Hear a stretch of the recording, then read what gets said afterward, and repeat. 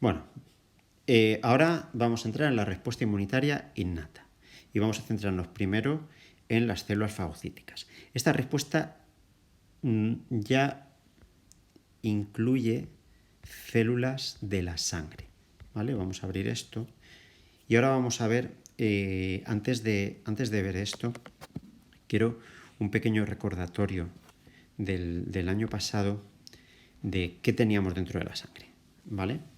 Bien, si esto es de aquí es la sangre, ¿vale? Constituye un 8% de nuestros líquidos. La sangre se puede separar en el plasma y los elementos formes, las células. El plasma, como sabéis, sirve de transporte, va a tener nutrientes como proteínas, va a tener agua y después otros solutos como nutrientes glúcidos, grasas, sustancias reguladoras, hormonas y también productos de desecho que vienen de las células y hay que llevarlas al riñón. Y en cuanto a las células, tenemos las plaquetas y tenemos los eritrocitos o glóbulos rojos. Estos dos, como veis, constituyen la mayoría de las células sanguíneas, pero sin embargo en el sistema inmunitario las que actúan son los leucocitos o glóbulos blancos, de los que tenemos todos estos tipos. Tenemos neutrófilos, eosinófilos y basófilos, monocitos y linfocitos T y B. ¿Vale? También tenemos por aquí las células NK, que ahora también veremos. ¿De acuerdo? Bien. Vamos a ver aquí. ¿Vale? Lo tenemos aquí. Una vez el microorganismo entra en el cuerpo, se encuentra con una serie de moléculas y células que le van a atacar. Las células del sistema inmunológico son los glóbulos blancos o leucocitos, aunque dentro de los leucocitos tenemos un montón de células. Estas células las vamos a dividir en dos grupos, las mieloides y las linfoides. ¿Por qué se dividen en estos dos grupos? Porque son los grupos de diferenciación. Me explico. En la médula ósea roja de los huesos es donde están las células madre de la sangre, que empiezan a dividirse. Y a medida que se van dividiendo, van diferenciándose, van haciéndose más específicas. Y ocurre según una serie de caminos. Entonces hay unos caminos que llevan a todas las células linfoides y hay otros caminos de diferenciación que llevan a todas las células mieloides. ¿Cuáles son?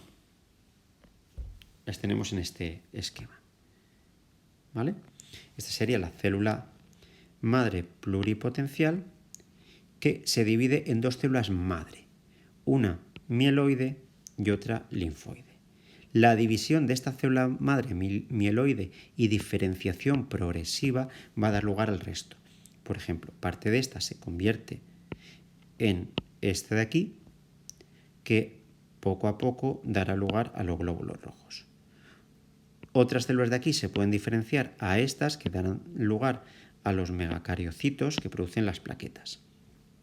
Y otras, y aquí es donde empezamos con los glóbulos blancos, darán lugar a esta célula de aquí que se diferenciarán para producir eosinófilos, basófilos y neutrófilos.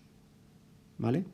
Y, perdón, monocitos macrófagos, que es lo mismo, ya lo veremos, solo que monocito es cuando está en sangre y cuando pasa a los tejidos tiene un cambio, como veis, morfológico y pasan a denominarse macrófagos. ¿Por qué les cambiamos el nombre? Porque primero se descubrieron las dos células y luego se descubrió que estaban relacionados y que realmente eran la misma. ¿Vale? Bien. Después tenemos las células madre linfoides, que son los linfocitos T, los linfocitos B y los natural killer, las células NK. Hay otra manera de dividir a los glóbulos blancos, ya no por línea mieloide o linfoide. Por mieloide y linfoide, la división la tenemos aquí. Sino también por la morfología de las células. Y entonces tenemos leucocitos granulares que tienen un montón de gránulos de vesículas en el citoplasma que se tiñen con ciertos colorantes y otros que no tienen todas estas vesículas teñidas, ¿vale? Vemos un citoplasma más transparente. Entonces, cuando lo hacemos así, tenemos leucocitos granulares y leucocitos agranulares. Entonces, la división está aquí, en vez de, como hemos dicho antes, aquí. Fijaros, según cómo dividamos, si por su origen de procedencia o por aspecto del citoplasma, el monocito macrófago está en un grupo o está en el otro. ¿Vale? Para los linfocitos y eosinófilos, basófilos y neutrófilos sí que se mantienen los dos grupos. ¿De acuerdo? Bien. Vamos a ir viendo cada uno de ellos. Primero, dentro de las células de la respuesta innata tenemos los fagocitos, que son fundamentalmente dos, los monocitos y los neutrófilos. Como hemos visto aquí, está claro, ¿qué tontería es esta? Está claro cuáles son los más abundantes, ¿vale? Los neutrófilos son los fagocitos más abundantes de la sangre y son los primeros que llegan a un sitio con una infección y son los primeros que empiezan a luchar. ¿Por qué son más? Son los soldados, ¿vale? Estos ya van a tener funciones más específicas. Entonces, los neutrófilos o polimorfonucleares, como veis, 2/3 de los fagocitos de la sangre. Migran los primeros hacia los tejidos cuando hay una infección. ¿Y cómo ocurre esto? Porque los tejidos infectados van a liberar una serie de moléculas quimiotácticas que van a atraer a esos neutrófilos. Después, tenemos los monocitos, que como os he dicho, están en sangre y cuando hay una infección también reciben esas señales quimiotácticas, pasan a los tejidos, se hacen más grandes, adquieren mayor capacidad fagocítica y se les llama en este momento macrófagos, ¿vale? Y después tenemos otros. Tenemos los basófilos y los mastocitos. Los basófilos están en sangre y los mastocitos siempre están en los tejidos. Ahora bien, los basófilos, ante ciertas circunstancias, como el resto de células del sistema inmunitario, pueden salir de la sangre y llegar a los tejidos. Los dos hacen una especie de guerra química, ¿vale? Van a liberar un mogollón de sustancias que se llaman citoquinas o citocinas.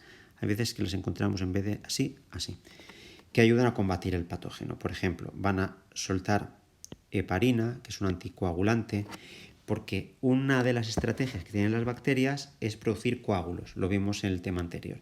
Entonces intentan deshacer esos coágulos.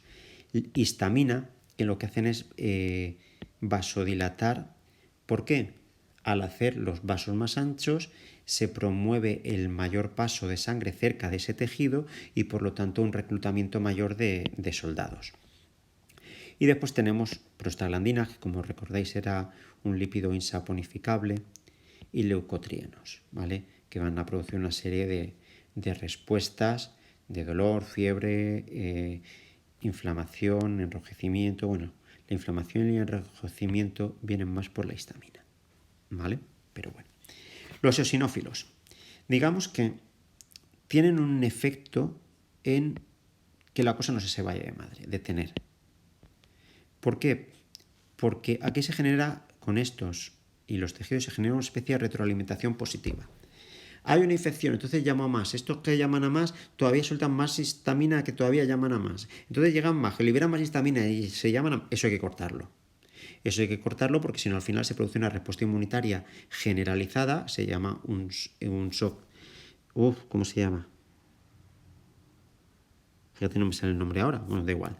Lo veremos más adelante, está por ahí en las diapositivas.